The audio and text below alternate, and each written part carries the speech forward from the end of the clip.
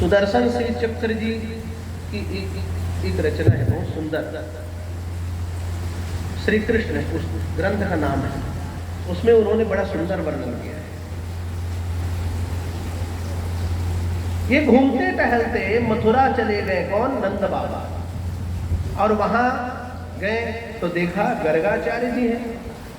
अरे महाराज जी, गर्गाचार्य जी प्रणाम है आपको, आप ज्योतिष के बहुत बड़े जानकार हैं, बहुत बड़े वक्ता हैं, ज्योतिष के बड़े विद्वान हैं। महाराज मेरे घर बालक हुए हैं, बड़ा बच्चों का नामकरण कर देते क्या? गर्गाचार्य जी कहने लगे कि नंद जी, मैं यादवों का कुल पुरोहित हूं। प्रेम से बोलो श्री राम। यादवों का गुरु हूं, सब लोग मुझको जानते हैं। पुरोहित महाराज की पता चल जाए, सेलूद है, उतई है, पौवार उधार के पुरोहित वही है। और ककरो घर गए है, मतलब वही डहार के आदमी जजमान देकर घर गए है।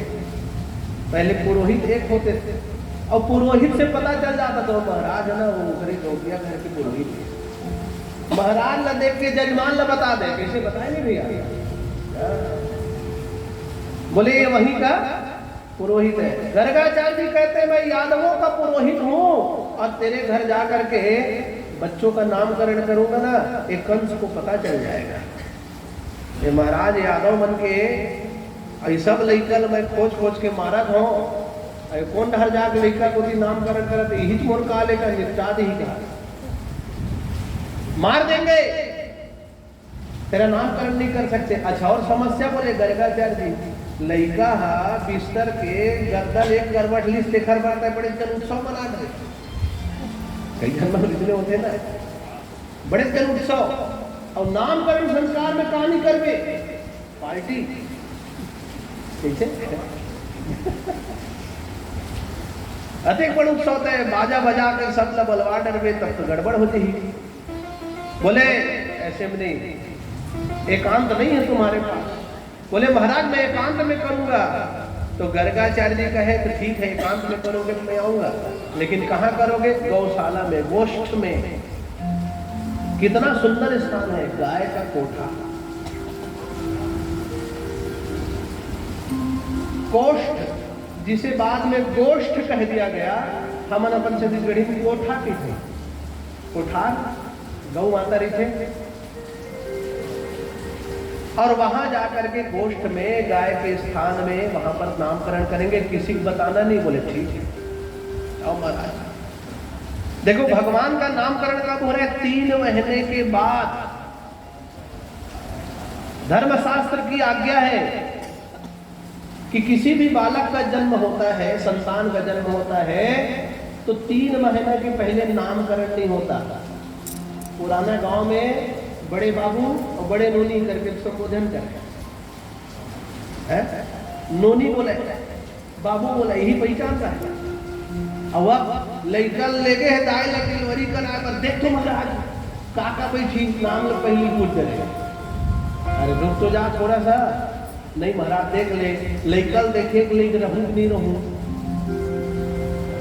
मूल तो नहीं लगे। लोग जो है मूल को इतना अभिशाप मानते हैं जी, इतना डर जाते हैं मूल के नाम से। बल्कि डरना नहीं है, मूल में जन्म लेने वाला बालक बड़ा प्रतापी होता है, ध्यान रखना। प्रेम से बोलो श्री राम। उसका विधिवत शांति करा दो, बहुत नाम यश वर्धन करेगा। और मूल शब्द को समझिए, जड़ जो आ जाता है, मूल में कोई बच्चा जन्म लिया है, मतलब एक सीधा संबंध तो दादा परदादा से कनेक्ट होने वाला है। और लोग भयभीत हो जाते हैं बिना सोचे बिचारे कुछ भी। अस्तु, तो नामकरण कराया 3 महीने बाद। इधर घर में समाचार दे दिए नंद जी, यशोदा और रोहिणी दीदी को समझा देना। बोले हमारे घर भगवान गर्गाचार्य जी महाराज आने वाले हैं, महाराज गर्गाचार्य जी आने वाले हैं। कौन है गर्गाचार्य जी? बहुत अच्छे ज्योतिषी। ऐसा? तो इन लोग क्या किए? वाह बड़े महाराज बला है, पता चल रहे नहीं ज्योतिष वाले। तो यशोदा एक काम करते हैं, सुने हैं कि ये बड़े ज्योतिषी हैं, मेरे बच्चे को तू अपने गोदी में पकड़ के बैठना और तेरा लाला को मैं अपने गोदी में पकड़ के बैठ, देखेंगे कितना बड़ा ज्योतिषी, पता चल जाएगा। परीक्षा लेंगे। और सुंदर बढ़िया गर्गाचार्य जी महाराज पहुंच गए भैया। बालयोर अनयोर्नाम जन्मना ब्राह्मणो गुरु। महाराज गर्गाचार्य जी जब देखे सुंदर विधिवत पूजन हुआ वो स्थान में, दोनों देवियां सामने बैठी हैं अपने अपने बच्चों को लेकर के। गर्गाचार्य जी आंख बंद के ध्यान लगाया कि इस बच्चे का नक्षत्र क्या है, अक्षर क्या निकलेगा, राशि क्या होगी। बोलो बाल मुकुंद भगवान की।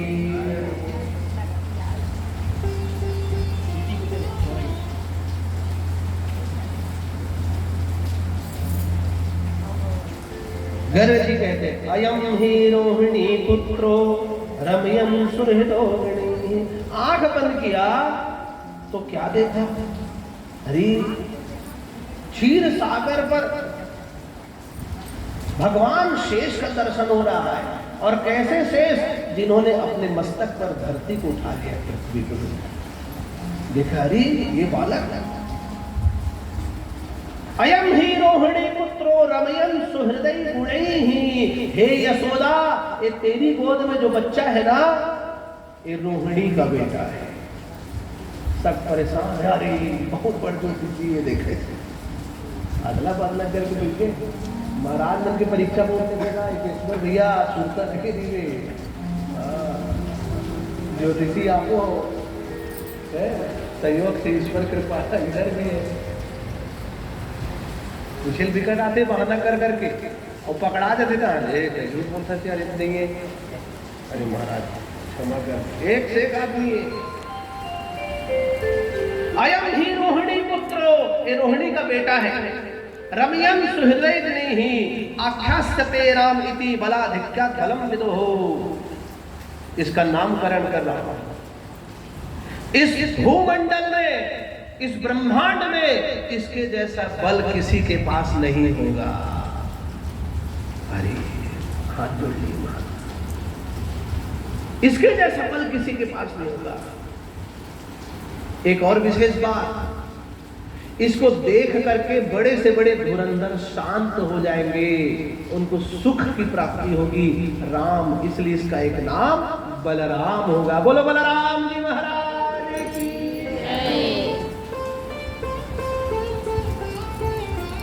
रमयन सुहृदो गुणैहि। इस बालक की एक और विशेषता सुनो। क्या विशेषता? ये बड़े बड़े धुरंधर जहां विवाद कर रहे होंगे वहां जाके अकेले समझौता करा के आ जाएगा। इसको देखते ही विवाद समाप्त हो जाएगा। किंतु विपरीत भी है, अगर इसे क्रोध आ गया तो धरती को पलट देगा, इतना सामर्थ्य है। महाभारत युद्ध में बलराम जी नहीं है, पूरा निकाल को देख लो। और बलराम जी रीति 18 दिन चलती, 18 मिनट में रफा दफा नोहर भैया। बलराम जी नहीं है पूरे युद्ध में।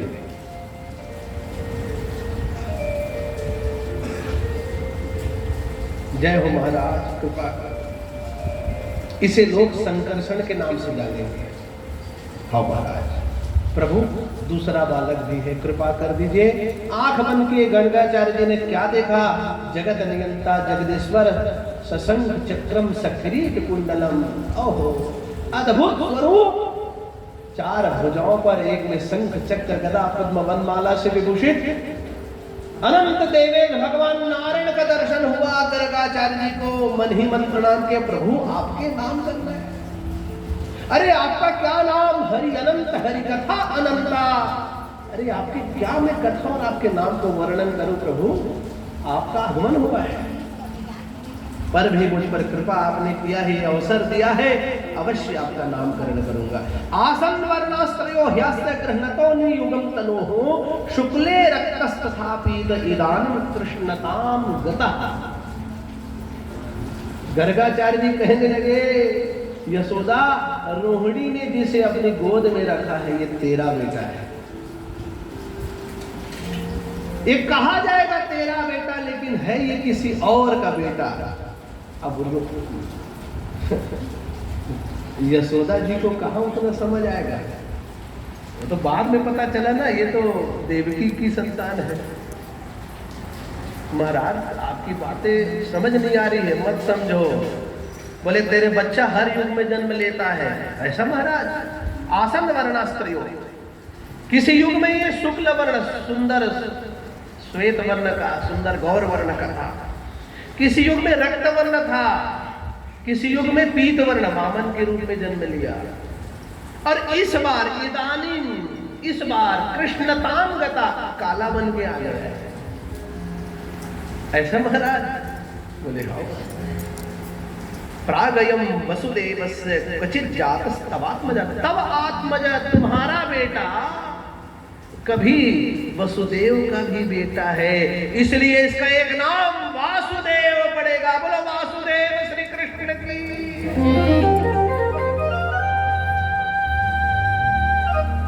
बहूनि संति नामानि रूपाणि च सुतस्य च, इसके अनेक नाम हैं और इसमें और गुण है। क्या गुण?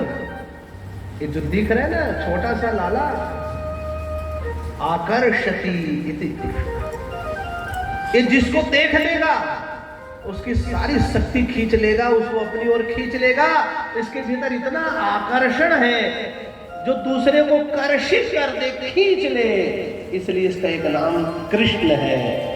और ये कभी चंद्र के वंश में जन्म लिया है, इसलिए इसका पूरा नाम कृष्ण चंद्र है। बोलो कृष्ण चंद्र भगवान की। वाह, प्रसन्न हो गए। जय हो प्रभु, सुंदर नाम रख दिए। बोले महाराज इसका थोड़ा गुण दोष अच्छा। अरे दोष तो कुछ है ही नहीं इसमें, गुण सुन। क्या गुण है महाराज? बोले इसके माथे में जो रेखा देख रही वो मैं बताता हूं, शत्रुहंता रेखा। इस शत्रु का नाश करने का सामर्थ्य रखता है। इसका कोई शत्रु स्थिर नहीं रहेगा। और तेरा बेटा का बहुत शत्रु बनेगा, ये भी ध्यान रखना, लेकिन शत्रु इसका बिगाड़ नहीं कर पाएगा। शत्रुहंता, शत्रु का नाश करने का सामर्थ्य। बोले ओ महाराज, लड़का बन के भविष्य अच्छा अटकी बड़ लड़का के 25 साल के बाद पूछते का के जन्म आगे का हुई कि छोटे थे, खेला थे। अब तब बोल पूछती तब जो जी महाराज थोड़ा सा बताया लगते 25 के बाद क्या? बोले इसका विवाह होगा। बोले अरे महाराज बढ़िया हो ही नहीं बहू। बोले एक नहीं 9 बजे से निकले हम, अनेक रानियां होंगी। अनेक रानियां। अरे चिंता मत करो, वहां तक मत जाओ। अब अभी भविष्यवाणी कर देता है। राधे राधे। थोड़ा सा आराम करके अंदर से। अनेक रानियां होंगी। बोले ठीक है महाराज। आनंद आ गया, प्रसन्न हो गए। देखना बोले महाराज धन्य हो गए। सबने प्रणाम किया गर्गाचार्य जी को। अब भगवान का नामकरण हो गया कृष्ण। कृष्ण चंद्र, कन्हैया, मधुसूदन, अनेक नाम है भगवान। समय बीतने लगा, भगवान श्री कृष्ण अब घुटने के बल चलने लगे। छोटा बच्चा जब घुटने के बल चलता है तो उसको देख करके बड़ा आनंद आता है।